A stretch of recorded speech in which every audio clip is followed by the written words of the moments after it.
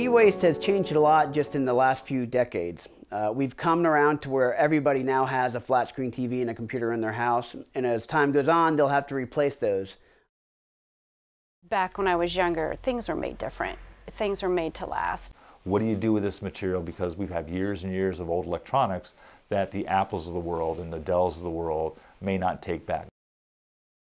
I think we need to be aware that these equipment, these devices, if they are not managed properly, would end up in dump site, and this will create some very serious environmental problems. E-waste also stands for electronic waste. It's all the different types of electronics that we deal in day-to-day society. It could be cell phones, televisions, computer monitors, old stereo equipment, iPads, any of that material that's an electronic could be considered an e-waste. In many developing countries, this equipment can be found in dump sites where they are burned in open fires. And when they are burned in open fires, because they contain some persistent organic pollutants, this will emit toxic chemicals, which can create cancers. So this is the big problem for developing countries, which is very bad for the health of the local population, not only for the health of local population, but for the global environment, because we are talking about persistent organic pollutants, meaning that when they are even emitted in Africa, they can be found here.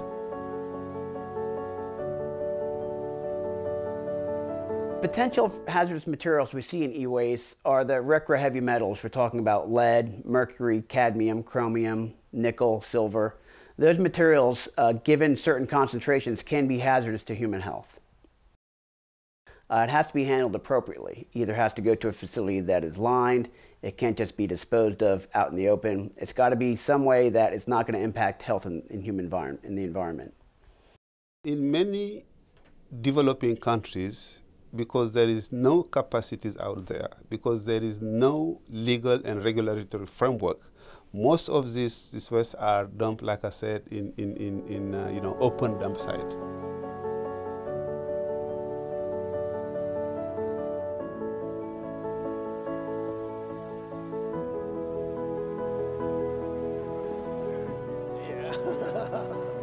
We're lucky with the Arlington residents.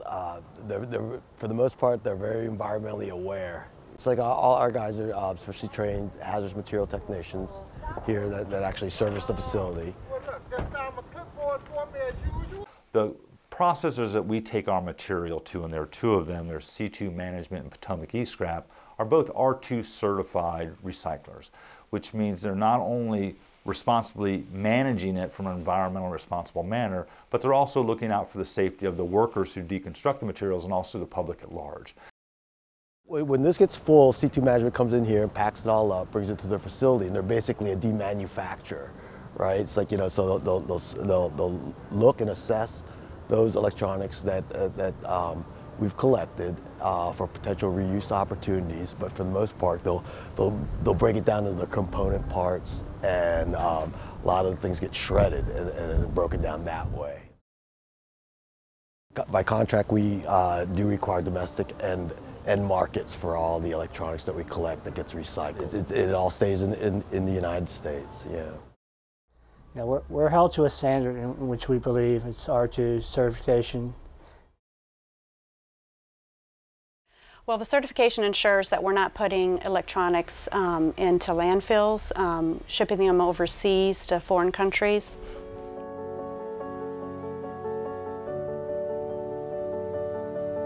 The EPA has tried to set up standards so that people can no longer just ship it overseas as a means of disposal. They've now tried to put more clear standards, and they actually have taken facilities, one in Colorado I know of, to court and put them under criminal and civil enforcement because they were stockpiling the material and then using overseas as a means of disposal instead of actually recycling it.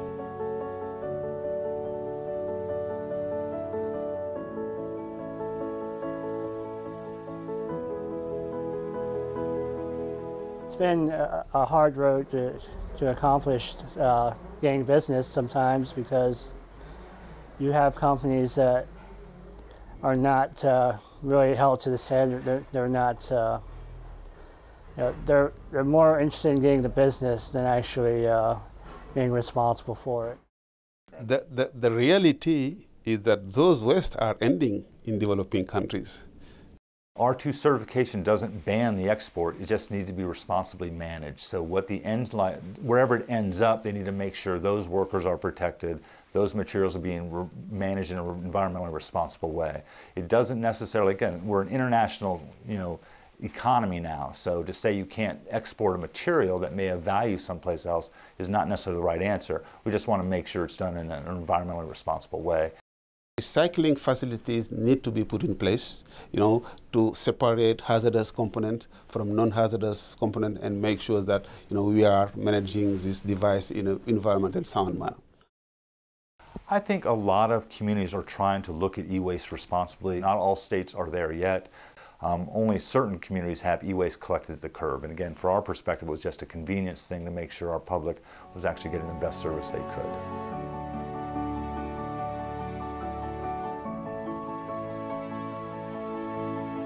A lot of the manufacturers are learning now that the way they assemble the material and make it easier to demanufacture makes it better for them. Take-back policy is a very good policy, meaning that when the product is no more used, it could be sent back to the company, which know the design of this product and where the hazardous components are and how to manage it, how to manage the device properly. So Best Buy is an example of a good company that actually takes back electronics to have them recycled. And if we can deconstruct it back and reuse that material for a new product, again, nothing goes to a landfill, nothing goes to a waste energy facility, and it just makes it much more effective as far as how we're managing for the future.